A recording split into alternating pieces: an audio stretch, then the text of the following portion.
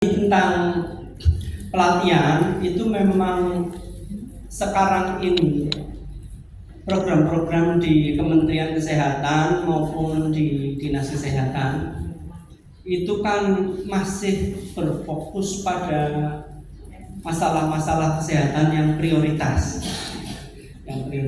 Prioritas itu artinya begini Bapak Ibu.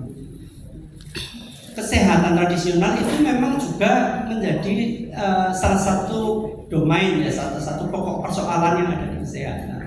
Tapi kan namanya program itu setiap kali merencanakan itu ada bahasa Jawanya itu dipilah-pilah dan dipilih-pilih gitu ya. Dipilah-pilah artinya dikategorikan, dipilih-pilih mana yang lebih serius, mana yang lebih urgent, mana yang kalau tidak segera ditangani itu lebih membahayakan masyarakat gitu ya. Itu jadi ada skala prioritas, dan kesehatan tradisional ini bukan salah satu program prioritas. Sehingga kalau selama ini baru begini, ya kita terima memang baru begini Bapak Ibu sekalian. Karena apa? Angka kematian ibu, ya, angka kematian bayi itu yang dipandang lebih serius kalau sampai tidak ditangani gitu ya. Karena itu kondisinya ya memang masih begini. Tetapi kalau misalnya kabupaten, kota mau menyelenggarakan, itu provinsi siap membackup. Sebagai contoh, ini kemarin dari Kabupaten Rembang itu ada yang minta pelatihan untuk akupresur, mau mengadakan pelatihan untuk akupresur, tapi tenaganya tidak ada. Terus nanti yang mengeluarkan sertifikat itu siapa? Itu juga belum ada. Itu kemarin nelpon, ini sedang kami upayakan organisasi yang bergerak di bidang itu, akupresur itu sedang kami carikan. Nanti kami informasikan. Ya kami paling bisanya itu Pak. Tapi kalau dana di provinsi itu operasional kami saja untuk kami dinas, termasuk teman-teman di Kabupaten Kudus sama saja. Itu sedang dipangkas semua. Nun sewu lungo itu kadang-kadang tombol Bapak Ibu. Saya itu betul. Nah ini taksinya. Oh itu Bapak betul tombol. Jadi ditunggu, tetapi kami bukan menghentikan harapan Bapak Ibu sekalian. Harapan itu ada. Mudah-mudahan 2026 itu membaik. Amin. Itu bisa dilaksanakan. Insya Allah ini ada pengaruhnya ya, sekian triliun digelontorkan ke bank-bank, ini ada pengaruhnya, saya yakin. Bank-bank itu kan ya mumet, itu duit mau disalurkan kemana, itu otomatis akan dipinjamkan dengan bunga yang rendah. Itu saya yakin itu. Optimis lah, tinggal nanti di bawah bagaimana. Karena Bapak Ibu mungkin ya, ini saya cerita sedikit ini keluh kesah yang saya sampaikan tadi. Teman-teman di Kabupaten Kudus juga merasakan. Anggaran pegawai negeri untuk operasional itu dipangkas 50%. Mungkin Bapak Ibu sekalian yang bukan pegawai negeri itu tertawa.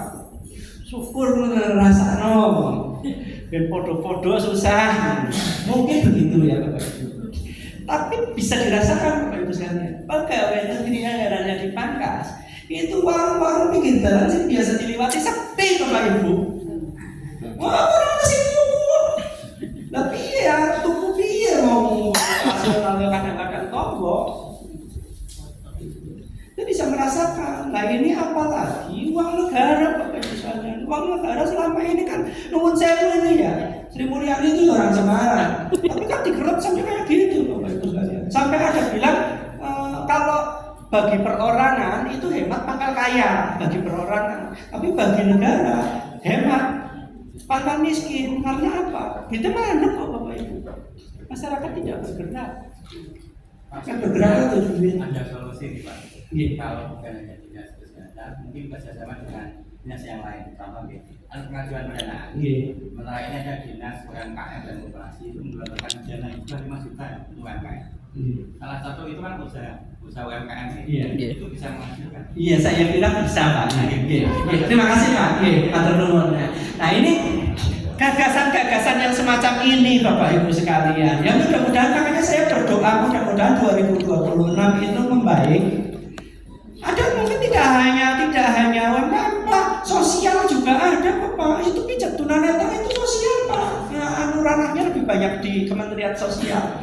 Itu juga, tapi saya kiki kabeh lagi dikerep. Ya sabar dan berdoa Bapak Ibu. Kemudian tentang tadi ya modalitasnya itu banyak. Memang harus dibatasi, saya kira Pak. Betul Pak Kocok Ngendiko itu tadi ya. Memang harus dibatasi, dan saya kira adanya organisasi-organisasi ini untuk membatasi. Jadi modalitas utamanya apa? Kombinasi itu kan, yang namanya kombinasi ada yang utama. Nah ini tambahannya apa? Gitu. Ada modalitasnya ramuan, tambahannya ya. Nah namanya orang berobat pasti ada sugesti ya, itu ada tambahan. Tapi yang utama ini apa? Makanya ada organisasi itu untuk membatasi.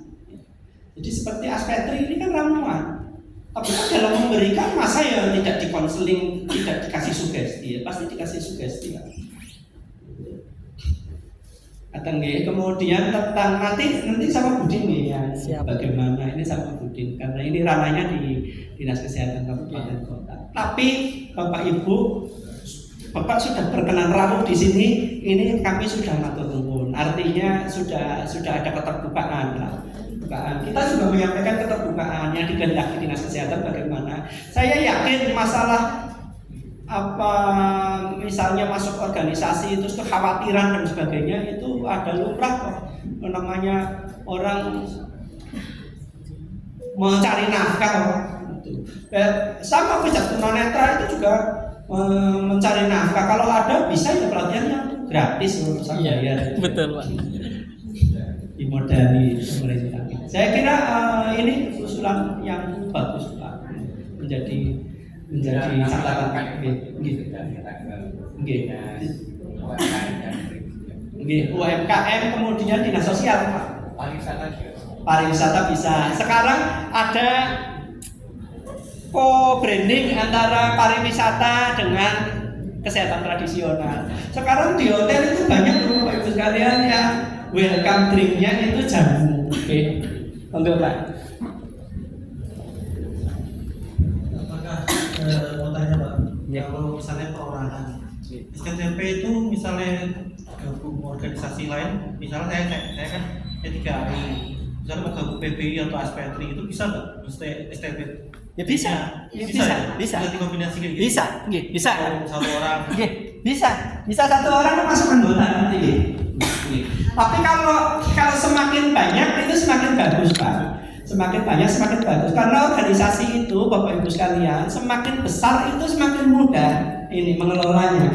Gitu. Mengelola karena apa? Anggotanya semakin banyak itu otomatis kontribusi yang masuk semakin banyak. Ya. Cuman saya juga pesan ini teman-teman yang sudah masuk di dalam organisasi ya. Organisasi, lembaga, institusi atau apapun namanya. Kalau semakin besar itu semakin mudah membagi tugas, tapi semakin sulit membagi tanggung jawab. Organisasi semakin besar itu semakin sulit membagi tanggung jawab. Jadi mohon teman-teman yang di dalam organisasi itu diingat bahwa manajemen dalam membagi tanggung jawab itu harus dipikirkan ketika organisasi ini semakin besar. Contoh sederhana lah, satu seksi di Budin kita Budin personil 6 ya. 6 itu gampang Bapak Ibu sekalian. Ada 6 persoalan dibagi satu-satu sudah ada yang komplain. Tapi ada 6 persoalan Bapak Ibu sekalian, anggotanya 10. Kalau bisa jadi yang 4. Jadi yang enggak kebebanan tanggung jawab itu sulitnya dari tanggung jawab itu saling lempar. Jadi bagaimana divisi-divisi yang ada di dalam organisasi itu dibagi supaya jangan saling lempar. Angger sing mentes kira-kira kita segini gede ini. oh itu bagianku gitu. Kalau kira-kira iki orang apa-apa ngono kesel kok. Nah, iso liyane wae kan gitu kan kalau di dalam organisasi. Nah, itu juga harus dipikirkan. Jadi bagaimana membagi tanggung jawab di dalam organisasi itu dipikirkan juga ketika organisasi itu semakin besar. Oke, sementara saya lanjut nih. Waktunya habis. Oke. Oke.